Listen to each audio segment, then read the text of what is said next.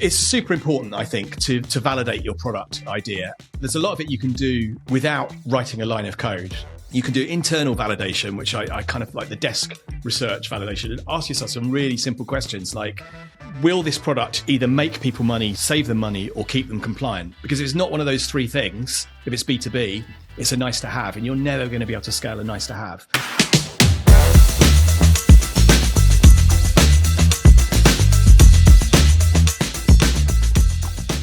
Today, I'm talking with and learning from David Hart. David is chairman of one of our clients. He's also a seasoned entrepreneur, and he's author of the fantastic book, Productized.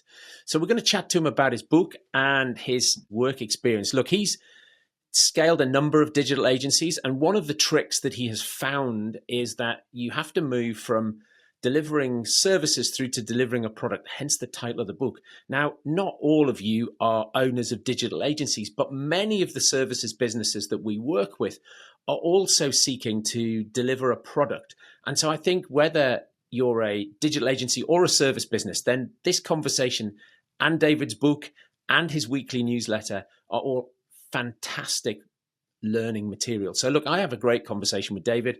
I'm sure you'll love it. My name is David Hart, and I suppose I'm a serial SaaS founder, previous agency founder, and an author of the book Productized. And today I'm specifically working with helping agencies that want to spin out their IP into a product. Okay. And that's because that's what Productized, that's what it's about. That's your sort of methodology, your story. Maybe we start there and we say, why as an agency founder did you want to build a product? What was the matter with running an agency? Yeah, so I think there were a number of things that kind of pushed us that way. There were a few signals. I think one was when we tried to sell our agency, or someone approached us to buy our agency in the earlier days, and I kind of worked out, there were three of us that founded it. We would have had to go with the business and kind of work for these other people, which was the whole reason for setting up our agency in the first place, is that we didn't want to be, we wanted to be our own boss. And so but then I worked out probably we'd just about be able to pay off our mortgage, and that would be it. And then we'd be working with someone else again. So that was a bit of a kind of, maybe selling a consultancy isn't quite as big as I thought it might be when we first started. But the other thing, we'd always been flirting with product. We love I don't know why, we just we're always thinking about building our own things, I guess. And we had some success early on with mobile apps and things like that. And we did a couple of JVs. Do you remember Sarah Beanie from Channel 4? Yeah. People in the UK will know that. We did a joint venture with her, a real estate agency, which did pretty well. It kind of eventually didn't do so well, but it had a little period of doing quite well. And so I think we just fell in love with the idea of product. And we were also getting more and more frustrated with what felt like a treadmill of winning the work, doing the work, getting paid for the work, and then having to win the work to replace the work that we'd just done. And it just felt relentless. And after, we've been doing it, 10, 11, 12 years. And we were like, we love product. We're getting really annoyed with the agency side of it. And what felt like that endless treadmill. Why don't we just focus on becoming a product company? We didn't quite know what that would look like. In my head, I thought we'll build a portfolio of products, and they'll all be doing, £30,000 a month, and we have a few of those, and that'll be nice. And we went out and talked to some investors, and they were like, "Yeah, we're not investing in that. That's a crazy idea. Product, why would we invest in a portfolio of products?" So it kind of focused our minds a bit, and eventually we came to the conclusion. I mean, this is condensing our thought process from 2 years into 2 minutes. We came to the conclusion, if we really wanted to do something really successful, we would have to focus on one thing. So we made the kind of scary decision to sell our agency and focus on our SaaS business, ScreenCloud, which was by far and away the best financial decision we made. I mean, our agency, I don't think ever got above 1.5 million in turnover. ScreenCloud is north of 25 million annual recurring revenue. So, it's night and day in terms of and also when you look at a valuation of a SaaS business, it's often a multiple of that recurring revenue as opposed to a multiple of EBITDA. I mean, EBITDA comes into it, but the valuation that you get on a business that's doing 5 million as a consultancy versus 5 million as a SaaS is quite significantly different. So yeah, that's what kind of brought us to it. I think it's a combination of frustration of just feeling like we're on a treadmill and doing the same thing over and over again, and the potential we could see for doing a product company. I remember early on, actually, when we said we did mobile apps, and it was a year, I don't know, we're talking 2000 and something, 2008, 9 maybe. And it was the year that everyone got bought an iPad. And we'd built these kind of kids apps because we did a lot of work for CBeebies at the time. And I came back after Christmas, and we'd made more from our apps while sitting on our asses eating, mince pies and stuff. We'd made more from our apps than we paid ourselves as individually as a salary. And I was like, so you can actually make money when you're in an agency. You blood, sweat, and tears for every penny that you make. Whereas with a product, you kind of like, you can disentangle it from the hourly rate that you pay yourselves and pay your team. And that for me was another signal, like, I can see how you can scale this thing beyond where we are at the moment. And as I said earlier, like we hit a ceiling at 1.5 million. And I think it was partly because we weren't able to scale beyond ourselves as founders. The 25 million that ScreenCloud does now, that you think SaaS more work, harder work than running an agency, or about the same? What? Oh, that's a good question. Yes, I think it is hard work, but then running an agency is hard work. It's just different. It's a different set of challenges. It's slightly scarier, I think, when a lot of agency owners don't get investors for many reasons. Having investors on board, uninvestable. Yeah, well, it's partly that, I suppose. And yeah, it's not a great. Unless you're kind of planning to go and acquire a load of agencies and build that way, you don't often get the kind of growth that VCs are looking for.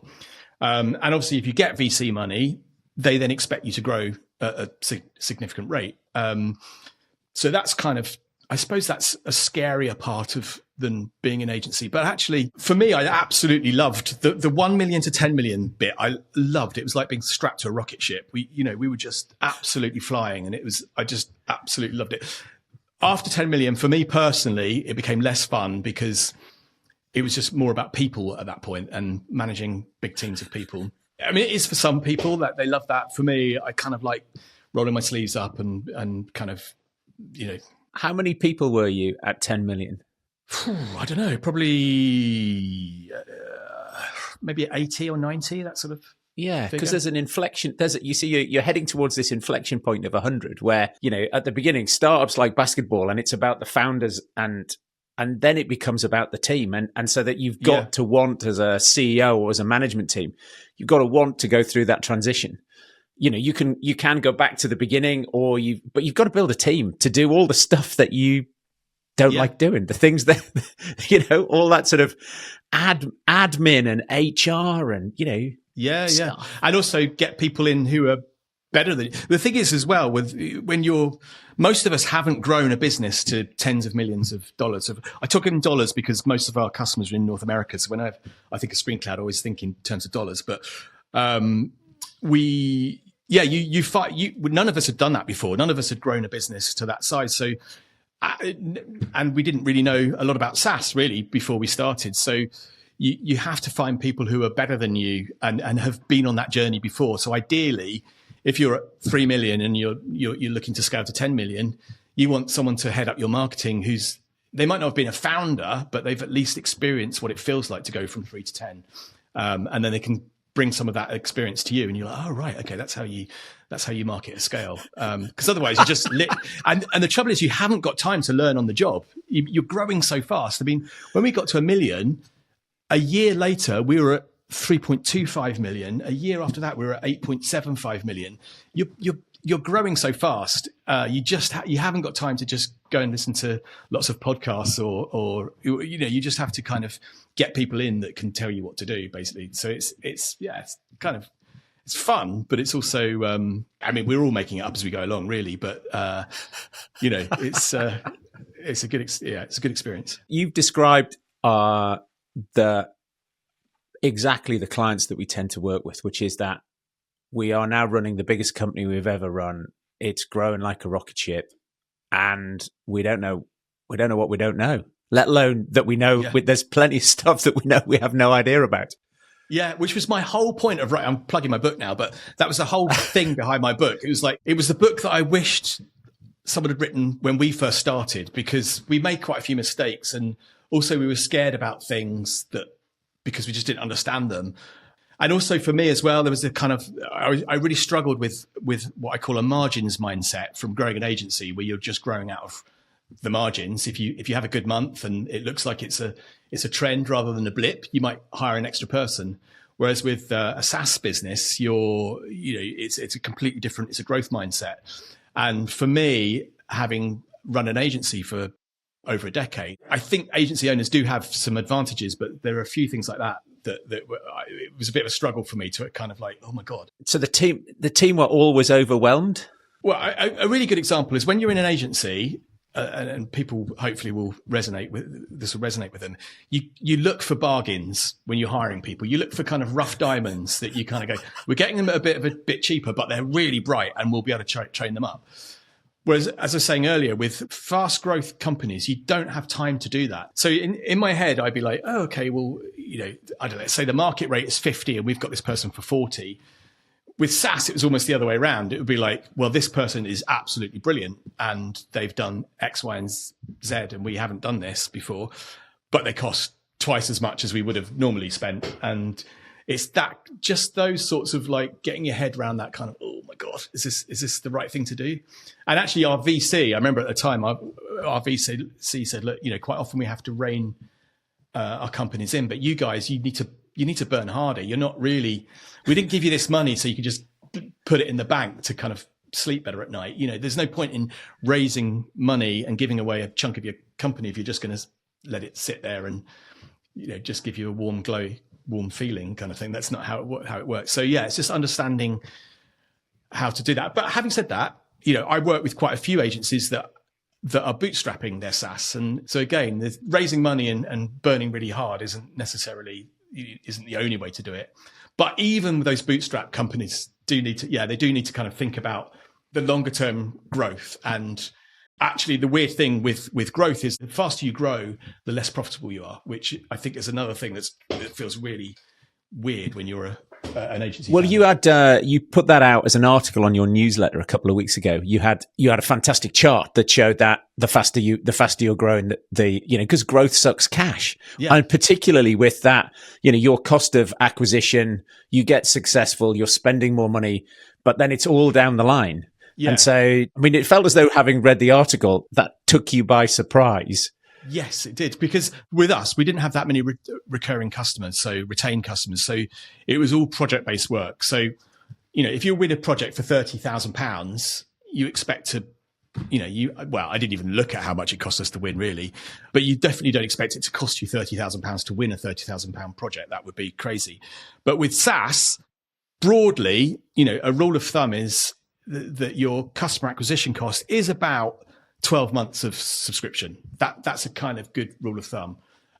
So if you're charging, $5,000 a year for your subscription, you can work on a $5,000 customer acquisition cost, maybe a bit less because you want to do it on gross margins rather than the full revenue. But yeah, sort of say $4,500 to win a $5,000 a year customer, which means that they don't actually start contributing for another year. So that's where it's kind of different, I think, from when you're doing consultancy. Is that the trigger in terms of getting investment? Do you think you launch a product, you realize that you've got product market fit and you're not going to be able to scale it without investment? So that's where you go, then you've proved it, so you can go looking for money.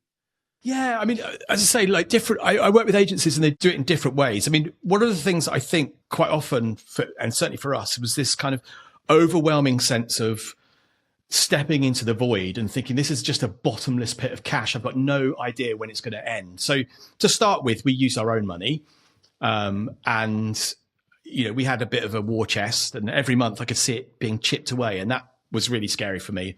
My co-founders were less worried about it, but I was like, oh my God, are we just betting this money on a fantasy? Hey, we're going to be a product company now. But that's how we did it originally. But what I always say to agency owners is to chunk it into sort of manageable milestones. So the first one might be just get a product, an MVP, and maybe you can do that in your spare time. You've got a bit of downtime. especially if you've got agent developers on staff. You could bit of downtime. You can kind of play around with an MVP, and yes, you could probably assign some cost to that, but more or less you're paying them salary anyway, which is kind of what we did. And then we kind of went for it. But again, I think what often I say to people is just try and get 10 paying customers. If you can get to 10 paying customers, then you can think about what happens next. But 10 paying customers, was that sound reasonable? And people are like, yeah, I think we can do that. We can do 10 paying customers. And then maybe you can figure out, we could work out how much that might cost you. And maybe it'll cost you £20,000. Maybe it'll cost you £100,000. I don't know. But we can work it out and then kind of get a kind of, okay, that feels like it's a manageable, containable amount of money. And if we don't get to 10, then okay, it didn't work, you can kill it. But if you do get to 10, then maybe then you think, what's the next stage? And maybe at that point you think, okay, I'm not prepared to fund this anymore and we need to go and raise money. Well, maybe you can fund it. But I think that's the thing that I think, say, for agency owners, it's not, you don't have to go out and raise, 3 million quid on day one. You can chunk it into manageable things that you're comfortable with, and then get you to a point where you go, yes, continue, or no, that's not what we want to do anymore. And yeah, certainly raising money helps, but it's definitely not the only. So, there are people like MailChimp built a billion, I don't know how many billions they sold it for, but that was bootstrapped in the entire way. So, it's definitely doable. You'd said you made some mistakes, which you've put in the book. What, without giving the whole content of the book away, what are some of the mistakes you made that you wish somebody warned you about? I think it was, for me, it was some of the things I've covered. I think one of the things about was this mindset idea of just behaving in the way that I did at an agency and just thinking it's all about cost control. It's all about, and not understanding that you had to invest. Your return wouldn't come straight away. The other thing I hadn't realized is quite how slow it is at the beginning and then how quick it becomes as you gather a pace. So I remember 3 months in, we were doing £30,000 or £40,000 a month just through our network. We'd won projects and it was great. This is great.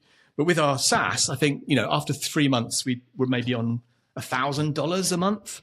And I was like, okay, at this rate, it's going to take us like a century to get anywhere close to the revenues we were getting as a consultancy. Like, what are we doing? Are we crazy? Obviously, what I hadn't realized is quite the kind of compounding effect that subscription has. And it did take us a while, but, we got to $1 million, I think, in about 22 months, I think. But 6 months after that, we were at $2 million. So you can see, things were building quickly, and I hadn't quite appreciated that, I think. As I said earlier, things around maybe hiring the wrong type of people because we weren't confident enough that we had to get the right people. The other thing was actually having no experience of raising investment. We did the first round we did was with angels. That was fine. The second round we did was with a VC. But we had a terrible lawyer who I remember saying, well, what does this mean? And they would just translate the legal jargon into English. And I was like, okay, I can read. I just need you to tell me whether this is good or bad or reasonable. Should I say yes or no? Yeah, exactly. And they were like, well, I can't tell you that, but I can tell you what it means. Our next round was with a VC. We had a brilliant lawyer who was very much like, that's market. And these are the reasons why this is in here. But this you can push back on. That's a bit cheeky. And those sorts of things, if you've never raised money before, you just kind of think, oh, okay, is that what you have to do with investors? You have to just, accept this and accept that. A lawyer with some specialization rather than your family solicitor. Definitely, yeah. It was such a difference. It made such a difference. And without going into too much detail, so the first time we did it, the deal that we had, the new lawyer coming in and said, oh my God, this is, it actually caused us a little bit of a problem as well, which we were able to untangle ourselves from. But again, as a consultancy owner, you've done loads of things over depending how long you've run your business. You've probably seen everything that you can imagine. But if you've never raised investment before, and also having an investor on your board, that's a bit weird as well, because you go from, if you run your own business, quite often you with your partners, you're not breaking the law or anything, but you kind of might say, well, I'm thinking of going on a business trip. I might take my wife with me or something like that. You sort of spend your money how you just decide amongst yourselves. But when you've got an investor on board, they own part of the business. So you have to be there's just no leeway in that sense. You have to behave like, it's not quite like having a boss, but you're very much accountable in the same way that you perhaps weren't when it's just you and your partner. I'm just thinking back to your comment about, well, we'd have this portfolio of £30,000, a month products. When you're working with agency owners now, how do you help them decide? Because often they've got lots of ideas about things that could be products, like you had. Here's this portfolio, like we've got 5 ideas. What do you do? Do you test 5 and see if you can get each one to 10, or do you pick one and go with that? Definitely pick one. Thinking of one guy in particular, spoke to him probably about a year ago, and he had 4 ideas, and we kind of ended up choosing one, and then within that one, he had multiple audiences, so we ended up going for one vertical. The vertical ended up being kind of restaurants or food preparation places. So it's like, well, we could have people with just one outlet, or people with multiple restaurants and stuff like that. So we ended up going but it's super important, I think, to validate your product idea. And there's a lot of it you can do without writing a line of code. You can do internal validation, which I kind of like the desk research validation, and ask yourself some really simple questions like, will this product either make people money, save them money, or keep them compliant? Because if it's not one of those 3 things, if it's B2B, it's a nice to have, and you're never going to be able to scale a nice to have. And by saving money, I don't mean it's got to be slightly cheaper than the competition. It's got to save people significant amounts of money or make them significant amounts of money. If it's like, oh, well, it gives them insights that makes their job slightly easier, you might find a few people that like that, but that's not going to really be able to scale. And the other thing is, does that product, is it solving a problem, or at least unlocking a problem that the CEO lies awake at night worrying about? Because again, if it doesn't, it's going to be a lot harder to scale. And it doesn't have to be a direct thing. Like with ScreenCloud, which is a digital signage product, the reason we sort of came about doing it was scratching our own itch. One of the problems that I recognized, that people in our business weren't that interested in what we were doing each month in terms of the numbers. Like, I would present the numbers each month and they would just look a little bit glazed over. And I realized it's because I was showing it to them after the event, and they couldn't really impact it anyway. So I was thinking, if only we could show our numbers in real time on a screen in the office. So that having numbers on a screen in real time wasn't a problem I was lying awake worrying about, but I was lying awake worrying about the fact that people didn't seem to be as worried about the numbers as I was. So it's that kind of thing. If you can unlock something specific that solves a problem for the CEO. So, and quite often, when you start to ask yourselves these questions, you start to think, oh, yeah, no, it doesn't really do that, does it? Yeah, you're right. That's not, and that's the way I think. If you've got 4 ideas, you can quickly hone into what the most strongest one is. And then, of course, the other thing is just go and talk to people, go and talk to prospective customers, but don't do what we probably would have done in the back of the day, is go, here's an MVP. What do you think? Yes or no? On a scale of 1 to 10, how likely you are to buy it? Because that doesn't mean anything. If they tell you 7 or they tell you 8, what does that mean? Is that good? Is that better? The thing to do is, what I say is, you have to ask questions that terrify you. Talking about this data company I was talking about, they had a product. They had a new product they'd given to people, and they'd been giving it away for a year. And it was a benchmarking tool.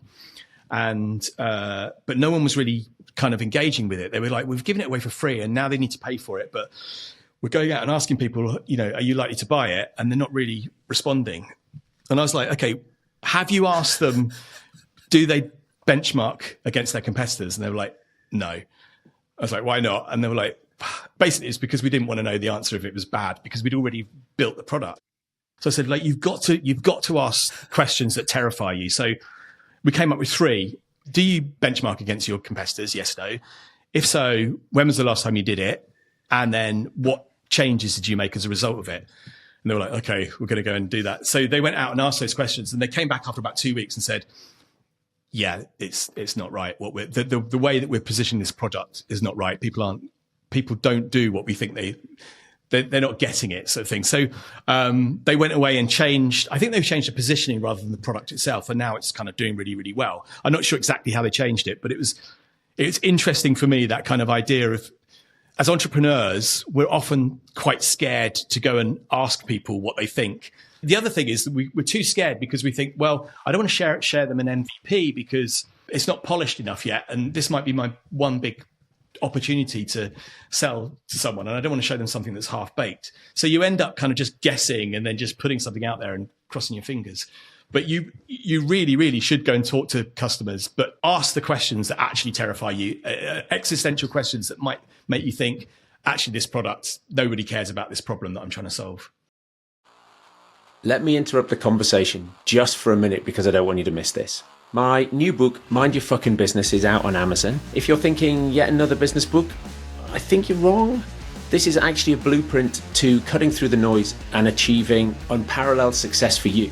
It's based on 10 years of business coaching, spotting similar problems that people have had and coming up with real world solutions. If it's supercharging sales, if it's mastering talent acquisition, building a powerhouse brand, cultivating a company culture that breeds success, then this book is a ticket to your transformative journey. It's filled with practical tools and frameworks that I use every single day with my clients as part of their coaching program. If you want to take your business from good to great, look, you can go to Amazon and you can buy it, or you can click the link in the show notes and head over to monkhouseandcompany.com. I'll send it to you today. I'll send you a copy for free. I want to help you build a fantastic business. Now, back to the conversation. We had a client a little while ago where I said, how do your end users feel about the product? And they said, oh, we think they love it. Anyway, they decided that what they would do is, as the end users logged in, they would ask them on a scale of 1 to 10 how much they were loving the product. And they were mortified to find out that their end users hated the product. The person who bought the product loved them, and their biggest customer thought they were great and they were solving a problem because they were using it to replace other systems when they did M&A. But because they were not putting any training into the end users' job had just become massively harder. The product might have been better, but the end user didn't know how to do the day-to-day job, and so was just really hated the product, which meant they now knew something they didn't know before. And I think it was something they didn't really want to know.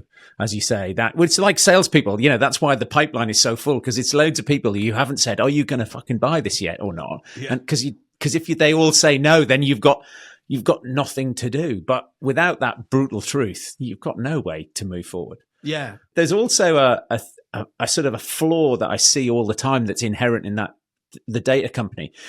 It's, if we build it without asking anybody, it's way easier, right? And so often you see that, well, we've built it. Now it's the salespeople's job to sell it. It's like, how did you build this? Who did you ask? What was the commercial model? What were the assumptions?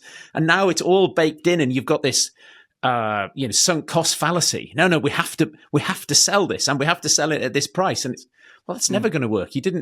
You built it the wrong way. You built it in the dark. Yeah. I mean, you might be lucky. I would say we were certainly guilty of that. And even with ScreenCloud, we were guilty of that. And I think we were just, in the end, we were kind of lucky. When I look at, I'd like to sort of say, hey, it was a big plan and we knew exactly what we were doing. But I think I counted, we'd built 15 products before we got to ScreenCloud. Ah, okay, right. So tell me how you killed them. Because the other thing that happens is people end up with 14 zombie projects that somehow are just, how did you kill them and launch the next one? Well, we actually sold 4 of them, I think. So 4 of them we sold, and to one to a private equity company, one to a private buyer, and one to it got merged with something else, and we kind of cashed out there. And then we sold our agency as well. But the other ones, I guess, if they weren't commercial, they didn't seem to be kind of really working commercially. We a few things we launched and we went ta-da, and then nobody was interested. It was just obvious that there wasn't really much. Or one thing we spent a year building, and when we finally built it, again, stupidly hadn't talked to any customers. It just wasn't what anyone thought. And then everyone had fallen out of love with it within the agency. So no one really bothered. Looking back, we did just some stupid things, but I guess at least we tried to learn from those mistakes. But yeah, I think you have to kind of be, you mentioned it earlier, you've got to be brutally honest with yourself. There's there's no value in you sort of, I don't know, trying to be positive because, positive is what wins the day. I mean, yes, you should be positive, but you've also got to know when something isn't working. And if your customers are telling you this isn't really the problem that you think it is, or this problem that you think is really important, actually, I don't care that much about. Even though you might think it's a great idea, you've got to be honest with yourself, because otherwise it's just going to be a painful slog trying to get people to buy it, I think. At what part? Where in the journey did you exit from the agency? We made a decision. I remember it was a Christmas. I think it was probably 10 years into the agency.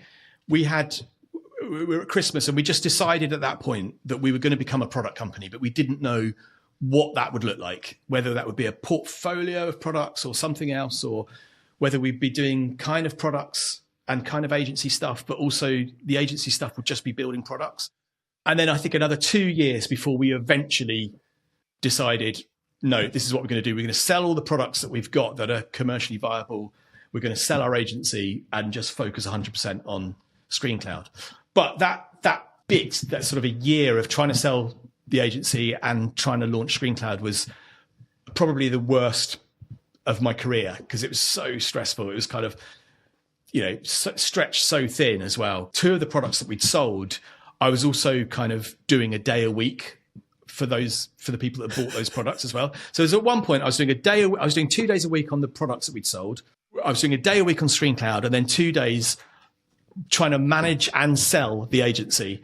And I was just like, it was horrible. But I'm sure we could have done it better. How many people were in the agency when you sold it?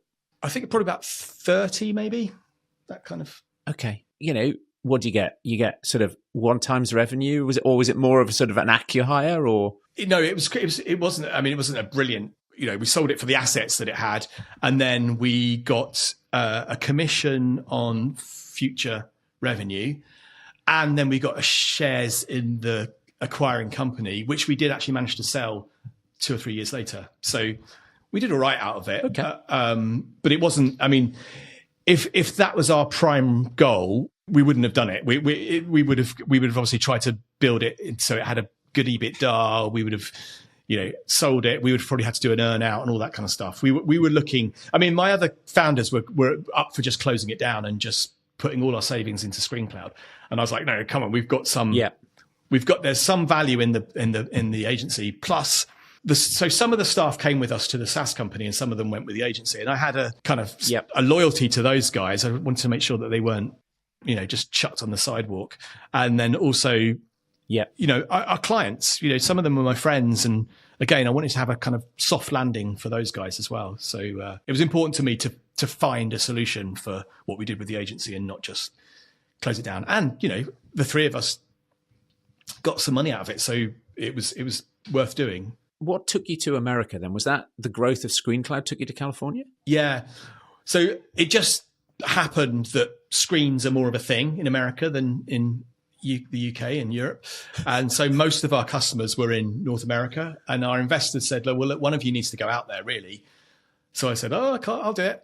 And, so I went out with my wife and 2 kids, and it was, they went to school out there, and it was, I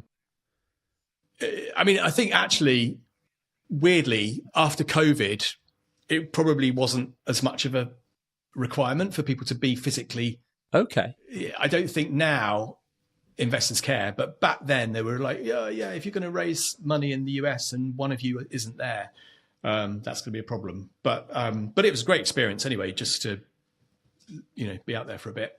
And, kids go to school and had to learn the Pledge of Allegiance and all that kind of stuff. It was, for them, it was a great experience. And did you exit ScreenCloud, or are you still in? Yeah, I'm still in. I've still got my shares, still on the board. Right. But I stepped away a couple of years ago. Basically, I think I alluded to it earlier. I just felt like it wasn't what I wanted to do anymore. I'd sort of done the bit that I got the most pleasure from and thought I could add the most value to. It felt like a different type of company. And I was talking to one of the people who sits on our board called April Dunford. I don't know if you've heard of her. Yes, I have had her on the podcast, in fact. Oh, right. Okay. Well, she sits on the positioning lady. Yeah, positioning lady. Yeah. So she sits on our board at the moment. I was just like, I just don't know what to do. I don't know whether to work with early stage SaaS founders, or that was the bit that I really liked. Or I said, or I'm kind of interested in this agency to SaaS journey. And she was like, do that. I was like, really? And she's like, yeah, you're uniquely qualified to talk about it because you've actually kind of gone through it and come out the other side successfully. And so I said, okay, yeah, and she was right. There was definitely a rich seam of say frustrated agency owners, but agency owners that are definitely interested in what can they do with the IP that they've created over these years. Can they commercialize it into something that has its own sort of standalone ability, whether they want to completely do what we did and kill the agency and go full scale SaaS, or whether they just want to build out what they've done and maintain the agency. That's kind of where I've ended up doing. Fab. Look, let's switch gears and do some quick fire questions then. What drives you every day? It sounds a bit corny, but I absolutely love helping people. I love that sort of thing when you're telling someone, explaining something to someone, and they go, "Oh my God, I'd never really thought about it like that." So yeah, for me, that's what I get the most pleasure out of, when I guess partly seeing people where I was as well and saying, "Oh man, you know what? This is going to kick you in the head in 6 months' time if you don't do X, Y, and Z." So yeah, that's the thing I love. And I love writing. I love talking, and yeah, just helping people kind of maybe avoid some of the things that we did, but also just helping them get there quicker and avoid the obvious things that could trip them up on the way. Okay, what would you say your genius is? I think I'm quite good at thinking on my feet, because what happens with every business is different, and they all have like their own unique things, but quite often there are shared themes that come out, and I think I'm quite good at kind of pulling stuff out when people are talking about problems, pulling stuff out and relating it to other things that I've seen, and then relating it back to how they can kind of then make sense of it. What unpopular opinion do you hold?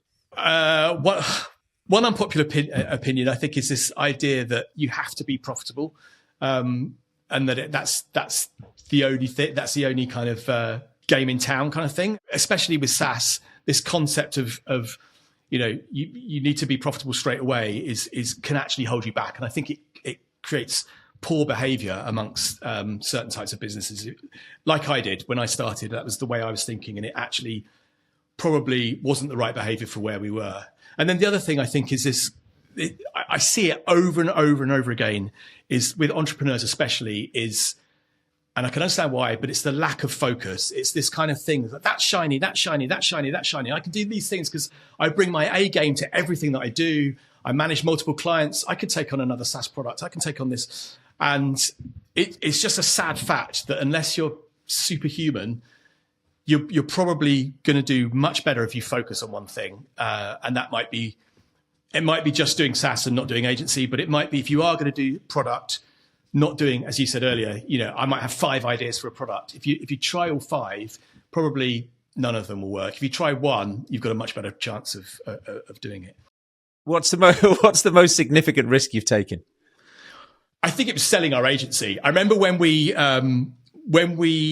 were getting investment from our first VC, he was like, "So what's this agency thing?" And I was like, "Oh, don't worry about it. We're selling it." And he was like, "Okay, that's interesting. I need you to sign a side letter that says if you haven't sold it by the time I put money in, you'll close it down." And so there was a point up until there where if the SaaS didn't work out, we always had a bit of an escape route. We could always go back. Even though we didn't want to, we could go back to agency because we knew how to do that and we knew how to make money from that. But signing that letter, and our business was probably was only doing about $25,000 a month. So what's that? Yeah, it was significantly less than our agency was doing. And I was like, okay, this is really the point of no return. So that was a bit scary. But by that stage, I think we were so confident because of the growth trajectory that it was going to be the right thing to do. What's the most recent thing you've learned or recent skill you've acquired? I suppose the most recent thing is probably writing the book and editing the book and understanding. I thought writing the book would be fairly easy because it was all in here. I just needed to get it out. And actually the writing bit only took 9 months, but then it took me another, 14, 15 months to edit it. And because it's so hard, when you write, you just think, you have an idea and you just splurge it on to the paper. When you're editing, you have to kind of you have to remember what you said 5 chapters ago, which is quite hard. So I ended up, when I was editing it, realizing that I said the same anecdote 3 or 4 times through in the book. It's like, why do I keep repeating that? So yeah, I really loved the experience of writing that book. And but yeah, I did learn quite a lot about myself, what motivates me, but also how to actually, what you end up doing is you have to kind of, you have to concentrate for 4 or 5 hours to keep that flow, I think. Otherwise, it's just a series of essays that don't really connect to each other. And other than Productized, what else do you think people should pick up? What's been useful for you on your journey? Yeah. I mean, they probably are quite obvious, but we talked about April Dunford earlier. So she's written 2 books, Obviously Awesome and Sales Pitch, I think. And they're both really good. Obviously Awesome is a really good framework for doing positioning for SaaS. And I've actually used that framework. I don't know, I've probably used it on 8 or 9 companies. And it's just really good, not only at sort of clarifying what your positioning is, but also getting consensus from the team as well. Because quite often you'll think, the marketing team's got one view of your positioning, the CEO's got another, the sales team then just go and do their own thing anyway. So having, using that framework is you can do it in, 3 or 4 hours, and it's really valuable. I've done the same thing, and I find that clients turn up down on the farm, and do they have clarity on who their ideal customer is? Not often. And when I ask them the question, why do people buy from you and not from somebody else, or why do people buy from your competitors and not from you? They start to answer the question, and then they realize they don't have any idea why. Yeah. And the bit about her framework that I really like is where you sort of say, well, look, if you didn't exist, what would people do, or what do people do? Yeah. And that, put yourself in the category, there are multiple ways in which this problem could get solved. And so then all of a sudden you're competing to be the best in your category rather than all of the other ways you could possibly solve this problem, which really helps people narrow down their messaging or their spend. Yeah, it's super useful. And then the other book, again, which is perhaps a bit of a cliche, but it's called The Mom Test by Rob Fitzpatrick, I think. Mm-hmm. And I kind of alluded to it earlier a little bit with the great thing about The Mom Test is I've mentioned it to quite a few people, and it's quite a short book, but as you read it, things start popping off in your head and you're like, oh my God, it's so obvious. So the Mom Test, if you don't know what it is it's a way of talking to customers about your product idea. It's a way of validating it. And the sort of concept is that if you ask your mum about your business idea, she's going to tell you it's great because she loves you and she wants to support you, even though she'll never, ever be your customer. And it's that thing that people do. They kind of go, hey, let me show you my MVP. What do you think? And people are human beings, want to be nice to it. So they're never going to go, that is shit. I'd never use that. So they're going to go, oh yeah, I like it. Yeah, really good. Yeah. But there's a complete difference to that. And you say, right, so can I have your credit card now, please? They're like, oh, well, yeah, maybe I'll have a think about it. So the Mum Test is a really good way of kind of cutting through that and asking the right questions about your product. The questions that terrify you that I mentioned earlier, the sorts of questions where you're not asking them to blow smoke up your ass. In fact, he said, actually, compliments are the thing that you need to, if anyone compliments you when you're talking about your product, just steer away from that, because that will take you down a path that you don't want to go down. You don't want them to compliment you. You want to really understand what it is that happens in their day-to-day life where you can solve. You don't want them to tell you how great you are at building a product. That's not going to help you. So yeah, the Mum Test, really short book, definitely worth reading. I wish I'd written that book. That's amazing. It's an amazing book. David, thanks for coming on today. It's been an absolute pleasure chatting to you. No, loved it. Thank you.